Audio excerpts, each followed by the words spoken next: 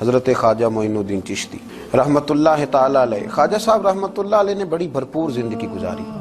آپ کی کچھ تعلیمات عرض کرنا چاہ رہا ہوں۔ خواجہ صاحب رحمتُاللہ علیہ نے بڑے سخت ریاضتیں کی، مجاہدے کیے، دن بھر تبلیغ دین کا فریضہ سر انجام دیتے۔ خواجہ صاحب رحمتُاللہ تعالی علیہ کے خلفاء فرماتے ہیں کہ خواجہ صاحب روزانہ اتنا لنگر پکواتے تھے، اتنا وسیع لنگر ہوتا تھا کہ جتنے مرضی لوگ شام تک آتے تھے لیکن وہ ختم نہیں ہوا کرتا تھا۔ لیکن اپنا حال یہ تھا کہ رات کی پکی ہوئی ایک روٹی لیتے تھے، اس کو پانی میں بھگو لیتے تھے، کچھ گھنٹے جب وہ بھگوئی رہتی تھی، نرم ہو جاتی تھی، پھر اس کو تناول فرمایا کرتے تھے۔ اور فرماتے ہیں کہ جو کام کرتے ہم نے خواجہ صاحب کو سب سے کم دیکھا ہے وہ ہے کھانا کھاتے اور سوتے۔ یہ دو کام کرتے ہم نے انہیں بڑا کم دیکھا، اور زیادہ تر ان کا وقت عبادت میں، ریاضت میں، تلاوت میں گزرا کرتا تھا۔ 50 سال کا عرصہ انہوں نے اس طرح گزارا ہے کہ عشاء کے بعد تھوڑی دیر کے لیے، چند گھنٹوں کے لیے گھر تشریف لے جاتے تھے، پھر واپس لوٹتے تھے اور فجر تک مسجد میں عبادت کیا کرتے تھے۔ کئی دفعہ حضرت خواجہ اجمیر علیہ رحمہ پر وہ وقت بھی گزرا ہے کہ ایک دن میں 2 قرآن پاک ختم فرمایا کرتے ہیں۔ ایک دن میں 2 قرآن پاک، ایک قرآن پاک صبح میں ختم ہوا، ایک قرآن پاک رات میں ختم کر دیا۔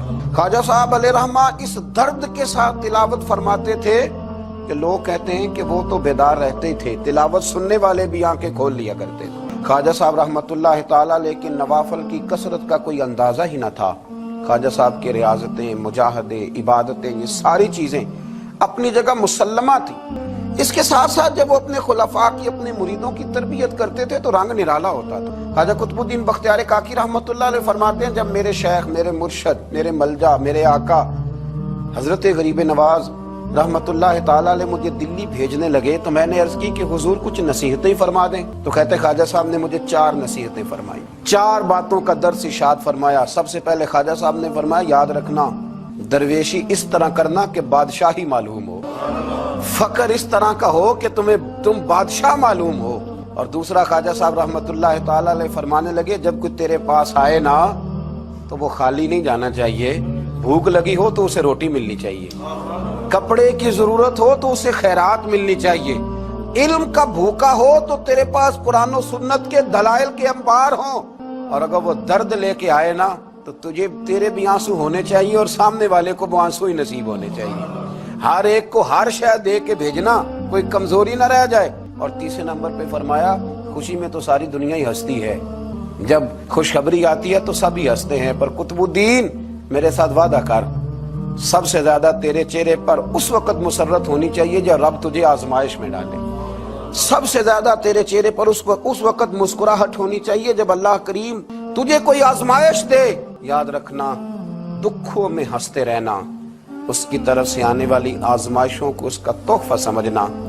قطب الدین یہ تیرا رنگ جب بنے گا تو پھر میں سمجھوں گا میں نے تربیت کی۔ اور چوتھے نمبر پہ فرمایا یاد رکھنا، دشمنیاں نہ پالنا، بلکہ دشمنی کے جواب میں بھی دوستی پالنا، اس لیے کہ جو دشمنیاں پالتے ہیں وہاں بغض پیدا ہوتا ہے، اور جو دوستیاں پالتے ہیں ان کے دلوں میں اللہ محبت کی خوشبوئیں پھیلا دیا کرتا ہے۔ یہ انداز تربیت حضرت خواجہ اجمیر علیہ رحمہ کا، یہ انداز، اور فرماتے ہیں ہر آنے والے کے ساتھ ان کا انوکھا رویہ۔ خواجہ حمید الدین ناگوری رحمۃ اللہ علیہ فرماتے ہیں کہ میرا یہ حال تھا کہ میں بڑا خوبصورت تھا خواجہ صاحب کے پاس آنے سے پہلے، بہت سارے لوگ مجھ سے محبت کرتے تھے، تو جب میرے اندر کچھ تھوڑے سی حسن تھا، کچھ خوبصورتی تھی تو میں اس سے آگاہ بھی تھا، میں سمجھتا تھا۔ کہتے ہیں جب حضرت خواجہ کی خدمت میں آیا میں نے کہا حضور مرید کر لیں، تو کہتے ہیں کیا انداز تربیت تھا۔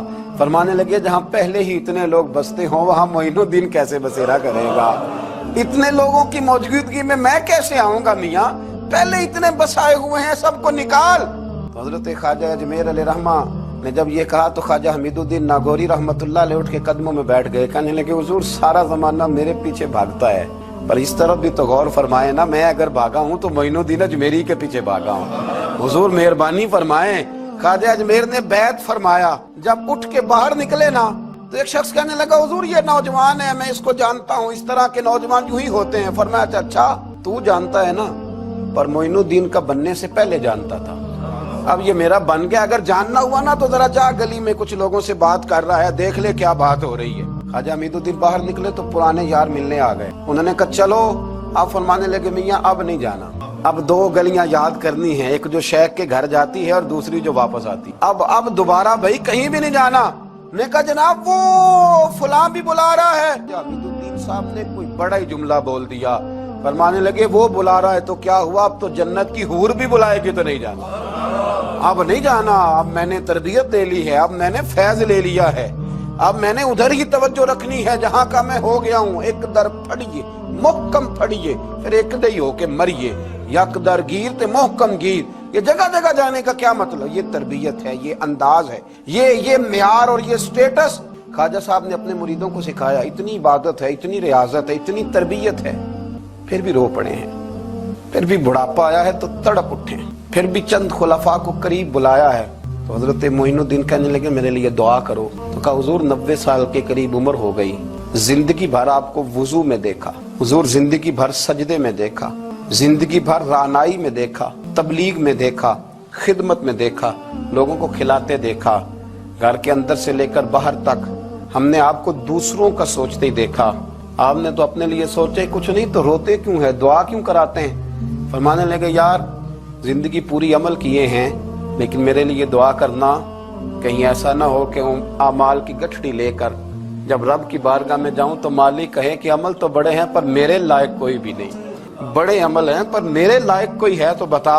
یار یہ جتنی گٹھڑی ہے نا اعمال کی، تمہیں بڑے بڑے حسین نظر آتے ہیں پر ان میں سے کوئی مالک کے لائق بن جائے، میری کوئی قبولیت ہو جائے، میری قبولیت میں نیواں تے میرا مرشد اچا تے میں اچیاں دے سنگ لائی، تے صدقے جاواں انہاں اچیاں تو جنہاں نیویں نال نبھائی۔ دعا کرو، اللہ کی بارگاہ میں التجا کرو کہ میری قبولیت ہو جائے۔